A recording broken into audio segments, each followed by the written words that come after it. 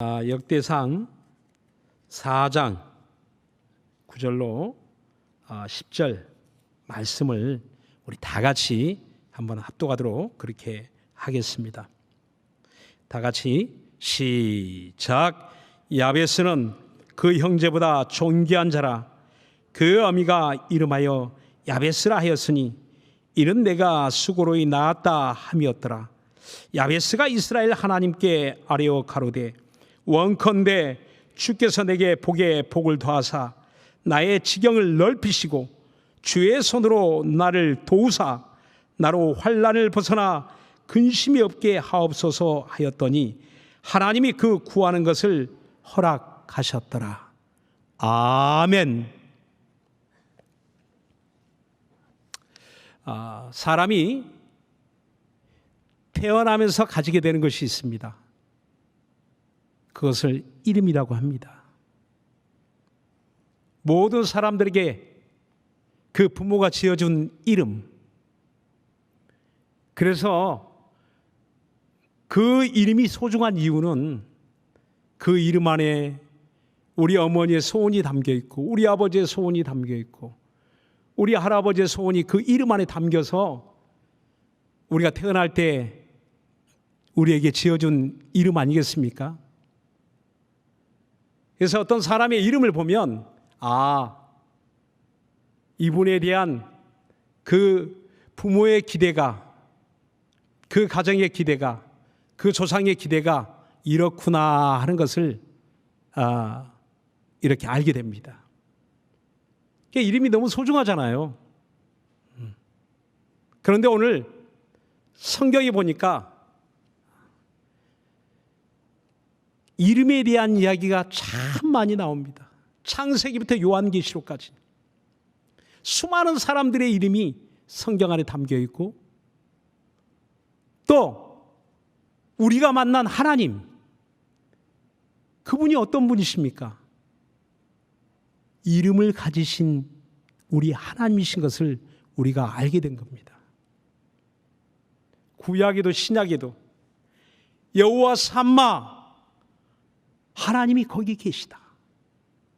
여호와 라파, 하나님은 우리의 치료자가 되신다. 여호와 이레, 하나님이 우리의 앞일을 예비하셨다. 하나님이 모든 것을 예비하셨다. 그래서 우리는 우리의 믿음의 삶을 통해서 우리는 이름대로 하나님을 만나는 겁니다. 성경에 계시된 하나님의 이름대로 우리는 하나님을 만나고 있습니다. 치료의 하나님을, 그리고 오늘 저와 여러분에게 승리를 주시는 여호와 니시의 하나님을, 여호와는 나의 깃발, 나의 승리이시다.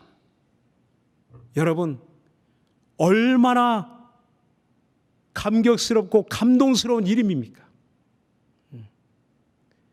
하나님은 나의 승리. 그렇습니다. 예수, 그 이름은 나를 구원하시는 이름, 나로 하여금 이 세상을 살아갈 때 항상 승리를 주시는 그 이름, 예수. 그 이름보다 더 뛰어난 이름은 없다고 했습니다.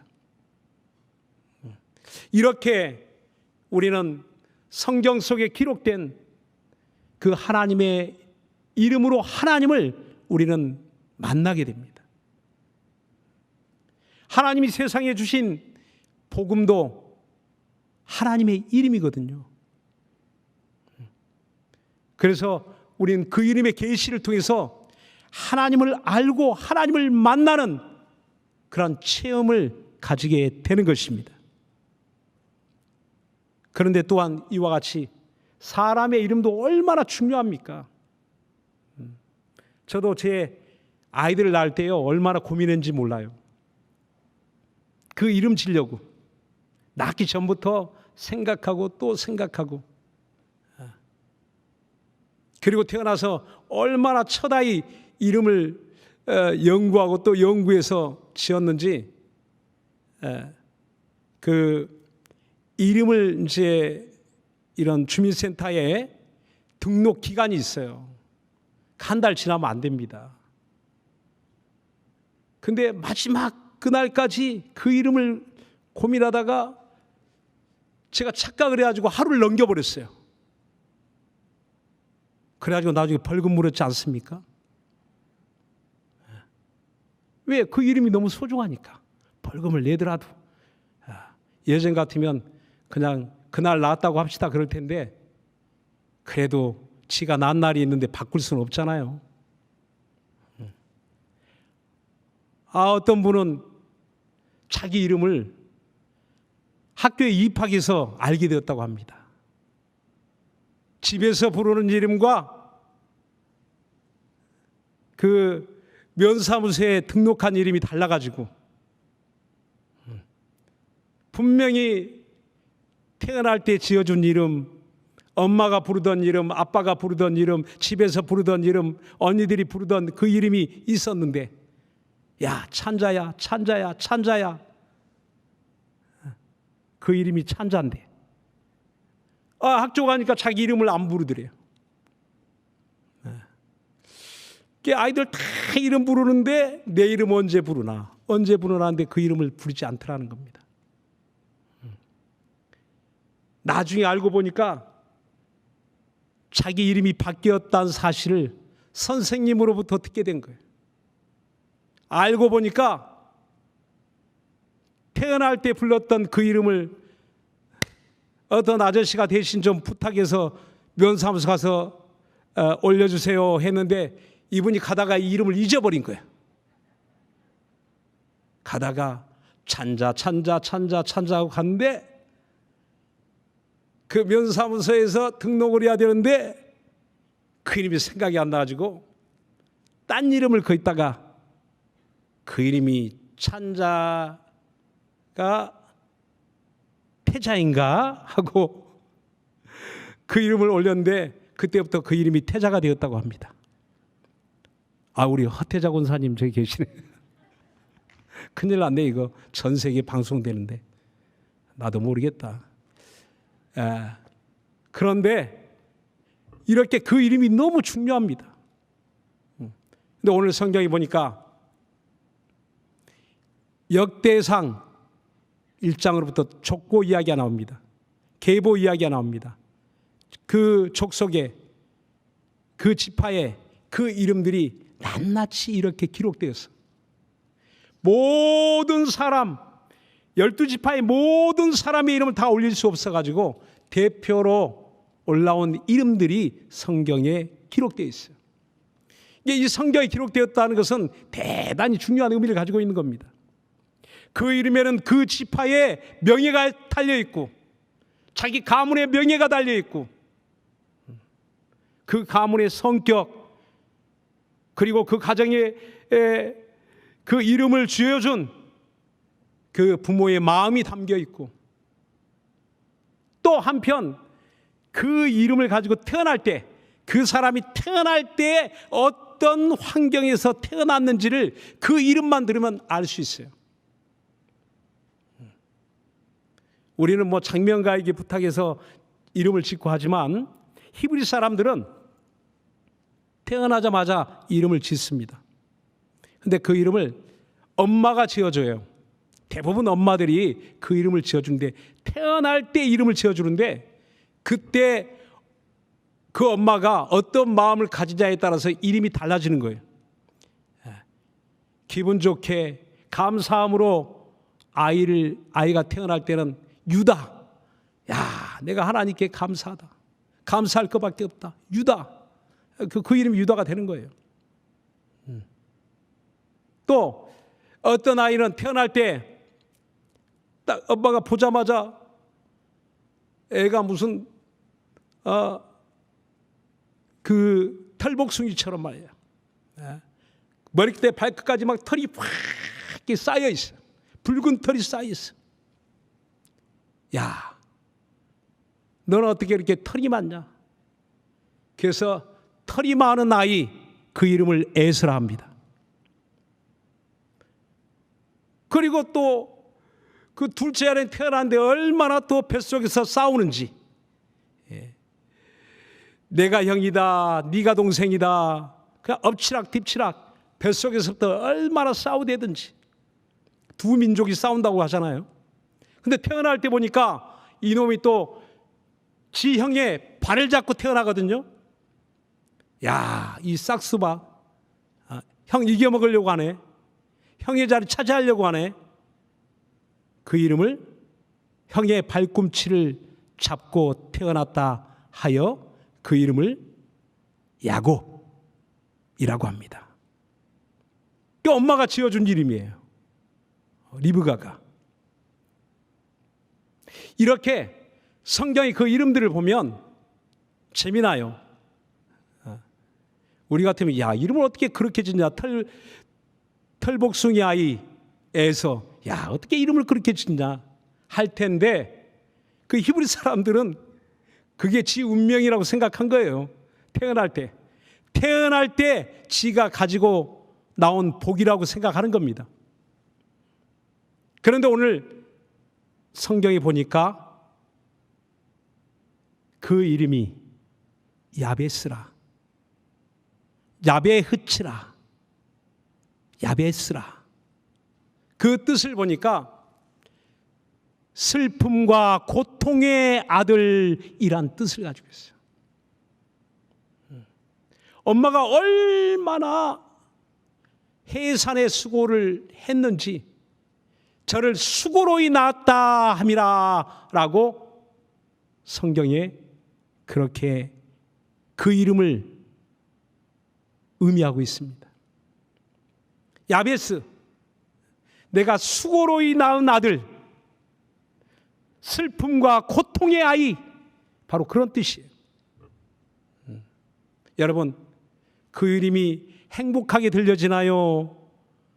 아니면 마음에 뭔가 체한 것처럼 답답하게 들려지나요? 말 좀 해보세요. 벌써 느낌이 좋지가 않잖아요. 야, 애 고생 좀 하겠다. 저 이름대로 살면 고생 좀 하겠다. 그 인생의 어두운 그림자가 태어날 때부터 드리워져 있지 않습니까?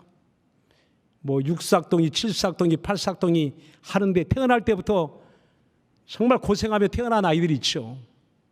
요즘은 뭐 인큐베이터에 들어가서 충분히 영양을 공급해 줄 수 있지만 예전에 6삭동이는 거의 사망이잖아요. 7삭동이 거의 사망이죠.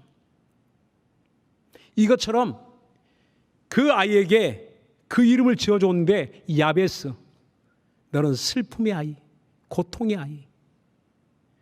아무리 해도 너무해도 아니 엄마가 해산의 수고를 난산을 겪고 태어났다고 해서 아니 이름마저 어떻게 그렇게 짓냐 할지 몰라도 하여튼 그 이름이 야베스라고 그렇게 사람들에게 기억되지 못하는 이름, 그렇게 부러워할 수 없는 이름, 슬픔과 고통에 찬 그 이름 야베스입니다.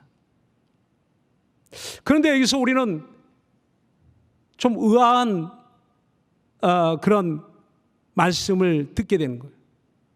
야베스, 그 이름은 분명 슬픔의 이름인데, 고통의 이름인데, 그런데 오늘 본문 4장 9절에는 그 이름을 이렇게 말합니다. 야베스는 그 형제보다 존귀한 자라. 존귀한 자라.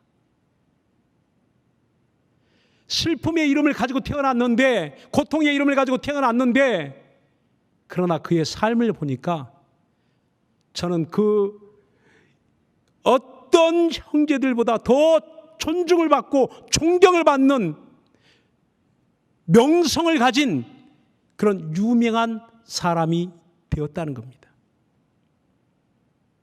여러분 놀랍지 않습니까?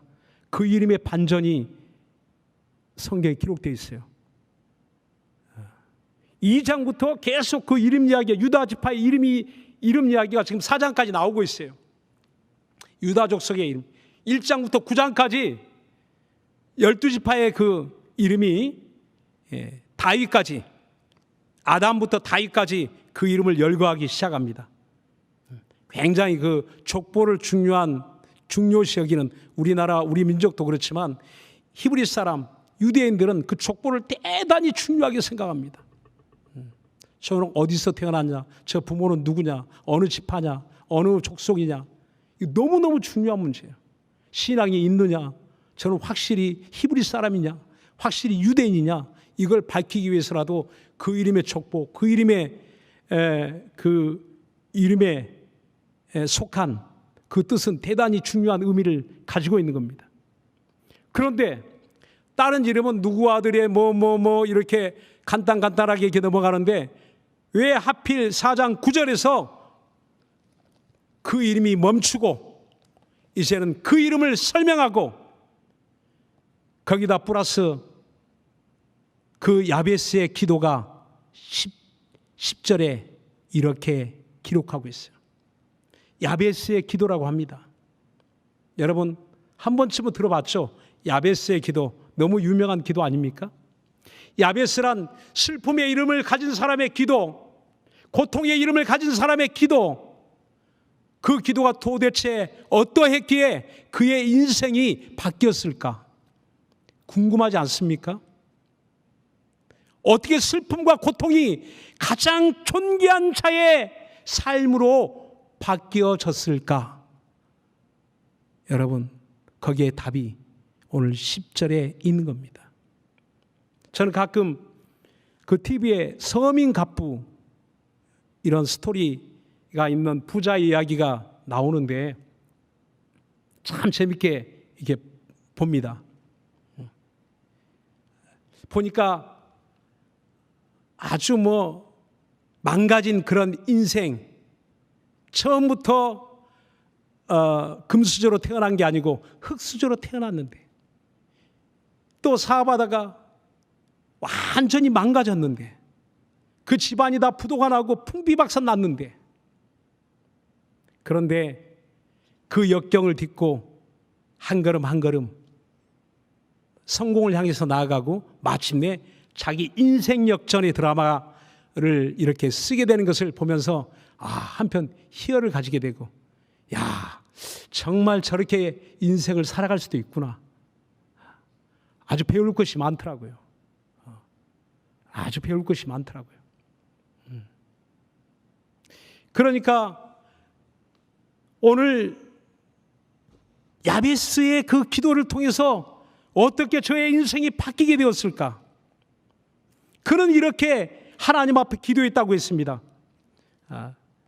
10절에 보니까 야베스가 이스라엘 하나님께 아뢰어 가로되 원컨대 주께서 내게 복을 더하사라고 하나님께 간구합니다. 복을 갑절로 달라는 이야기가 아니고요. 그 복을 강조하여 하나님 꼭 내게 복을 주옵소서라는 그런 내용입니다. 그런 의미예요. 하나님 내게 꼭 복을 주셔야 됩니다 하는 야베스의 간절한 그 마음의 소원이 담겨있는 기도라는 겁니다.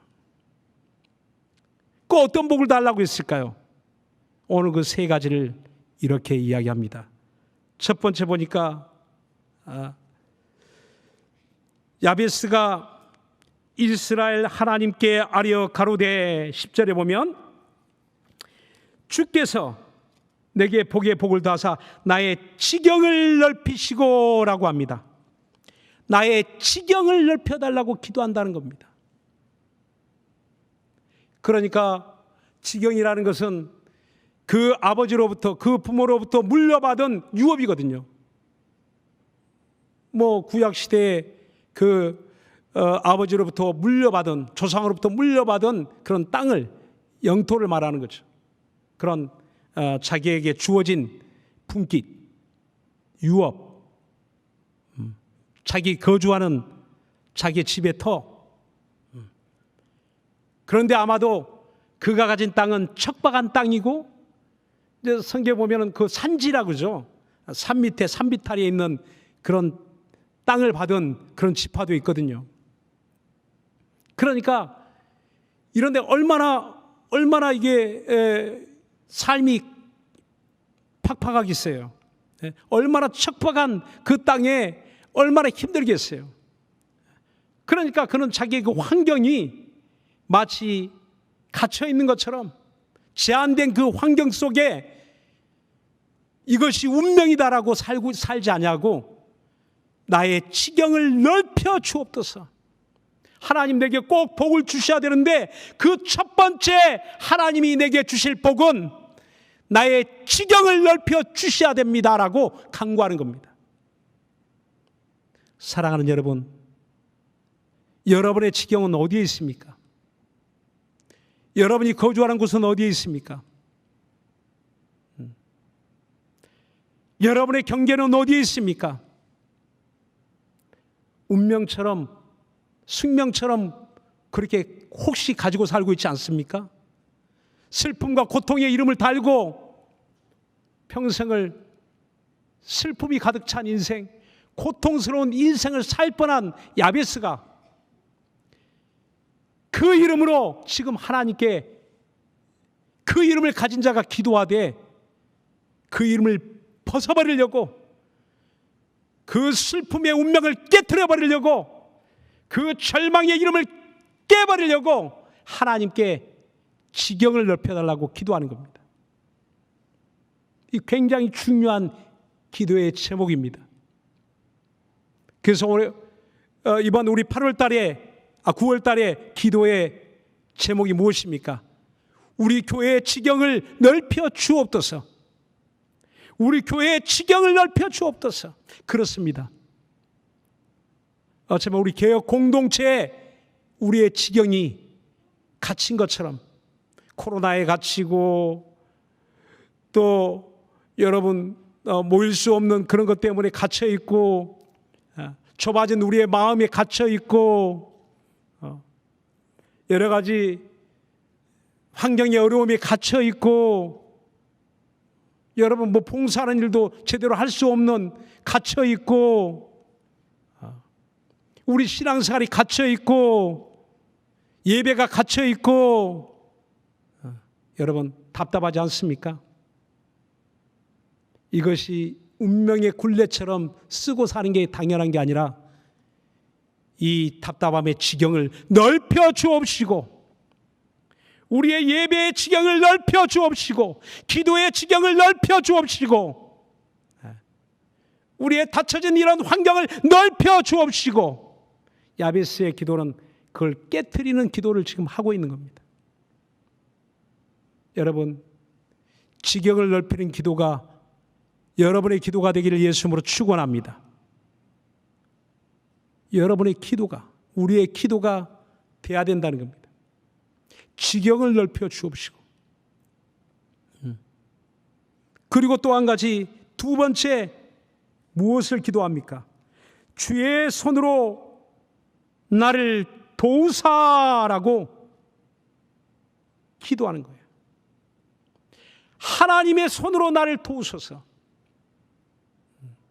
느헤미야 2장 6절로 또 6절 18절에 보면 하나님의 선한 손으로 나를 도와주세요.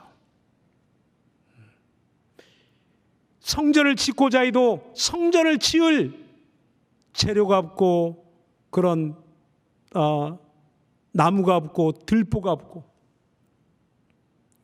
자기 집을 짓고 싶어도 집을 지을 제목이 없고 들보가 없고 그런데 나의 하나님께 내가 구하였더니 하나님의 손으로 도우소서라고 기도했더니 왕이 허락하여 이것을 가지게 하였다라고 이렇게 성경에 기록하고 있습니다. 사랑하는 여러분, 우리 두 번째 우리의 가장 중요한 내 인생을 깨트리고 나의 지경을 넓히고 나의 인생을 바꿀 수 있는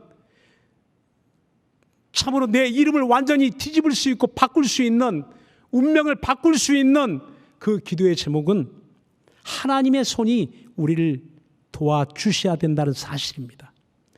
사랑하는 여러분, 하나님의 손이 나와 내 가정, 하나님의 손이 우리 교회를 돕도록 그렇게 기도의 제목 삼으시기를 바랍니다. 그렇게 하셔야 된다는 겁니다. 하나님의 손이 나를 도우시도록. 그 손이 무엇입니까? 하나님의 힘이에요. 하나님의 권능이에요. 무한 능력을 가지신 하나님의 손이, 절대 권능의 손이 나를 붙들어 주시면, 내 가정을 붙들어 주시면, 내 자녀들을 붙들어 주시면, 내 자손을 붙들어 주시면, 내 인생을 붙들어 주시면 그때는 어떻게 되겠습니까? 완전히 바뀌게 되는 겁니다. 완전히 바뀌게 되는 거예요. 오늘 하나님의 손이 우리를 붙들어 주셔야 된다는 겁니다. 저도 하나님의 손으로 나를 붙잡아 주사. 제 목회 기도의 제목이기도 합니다. 하나님의 손으로 주여 내가 맡은 교회를 붙들어 주시고, 하나님의 손으로 내 가정을 붙들어 주시고, 하나님의 손이 붙들어 주는 그 인생은요, 안심할 수 있습니다. 안심할 수 있습니다. 불안하잖아요. 내가 낳은 내 자식도 24시간 내가 지켜줄 수 없잖아요. 도와줄 수 없잖아요. 누가 도와줄 수 있을까요? 하나님의 손이 함께 하셔야 됩니다. 세 번째, 마지막으로 이렇게 기도합니다. 나로 환난을 벗어나 근심이 없게 하옵소서. 환난을 벗어나. 야베스의 인생에 얼마나 굴곡이 있고 얼마나 우여곡절이 많은지, 그의 인생 고비고비에 환난이 가득가득 끼어 있다는 걸 짐작할 수 있습니다. 가는 곳마다, 하는 것마다, 손대는 것마다, 여러분, 안 되는 사람 뭐 뒤로 넘어져도 코가 다친다나? 네. 뭐 그런 속담도 있잖아요. 안 되는 사람은 아주 뭘 해도 안 된다고 그렇게 자포자기하죠. 그런데 뭐 되는 사람은 무조건 운이 좋아서 잘 되는 것일까요? 그런데 오늘 기도의 제목을 보니까 더럽게 안 되는 사람, 진짜 오늘 야베스는 그 이름대로 슬픔과 고통의 이름처럼 그의 인생에 환난이 겹겹이 끼어 있고 운명처럼 그의 앞에 어둠이 깔려 있고 올무가 깔려 있고 그의 환경이 사방팔방 닫혀 있는 것을 짐작할 수 있습니다. 오죽했으면 기도 제목이, 그 삶의 기도 제목이 환난을 벗어나, 제발 환난을 벗어나. 그 당시에 유대인의 삶이 그랬습니다. 그 민족의 삶이 그랬어요. 바벨론 포로에서 돌아와 보니까 아무것도 가진 게 없어요. 다 불타 없어지고 다 빼앗겨 노략질 당하고 가진 게 없어요. 소유한 게 없어요. 뭐가 비빌 언덕이 없어요. 그런 환경에서 지금 야베스란 사람이 기도하는 거예요. 환난에서, 이런 환난, 말로 형용할 수 없는 이 고통스러운 환난에서 벗어나 근심이 없게 하옵소서. 여러분, 정말 우리 마음에 쌓여있는 근심이 사라진다면 얼마나, 아주 생각만 해도 행복하지 않습니까? 다른 그 무엇으로도 벗을 수 없는 환난과 근심, 오늘 하나님의 손으로 나를 붙드사 근심이 사라지는 역사가 있기를 예수님으로 축원합니다. 그리고 결론적으로 이렇게 이야기합니다. 그렇게 이제 기도했더니 뭐 어찌 되는지 잘 모르잖아요. 그런데 오늘 성경 본문에 보니까 하나님이 그 구하는 것을 허락하셨더라라고 기록합니다. 하나님이 그 구하는 것을 허락하셨더라, 이루어지게 하셨더라, 성취되게 하셨더라 라는 뜻을 가지고 있어요. 하나님이 구하는 것마다 이루어지게 하셨다는 겁니다. 구하는 것마다 성취되게 하셨다는 겁니다. 부럽지 않습니까? 야베스의 인생, 야베스의 기도가 여러분 부럽지 않습니까? 야베스만의 독점하는 하나님이 아니고 오늘 예수 그 이름을 주사 그 이름으로 너희는 내게 무엇이든지 구하라, 찾으라, 두드리라. 구하는 자마다 얻을 것이요 찾는 이에게 찾을 것이요 두드린 자에게 열릴 것이니라 라고 마태복음 7장 7절에 말씀합니다. 너희는 내게 와서 부르짖으라, 그래야면 내가 내게 응답하겠고 라고 말씀합니다. 하나님이 우리 한 사람 한 사람의 이름을 기억하신다는 것을 여러분, 그걸 우리가 확실히 믿어야 됩니다. 주 예수 다시 오시는 날에 큰 호령 소리, 그 천사들의 나팔 소리와 더불어 오늘 우리의 이름을 부르시는, 나를 찾으시고 부르시는 하나님의 목소리가, 주님의 목소리가 그때는 우리 듣게 된다는 겁니다. 여러분, 누가 나를 알까? 하나님이 아신다는 거예요. 주님이 아신다는 거예요. 내 이름을 아신다는 거예요.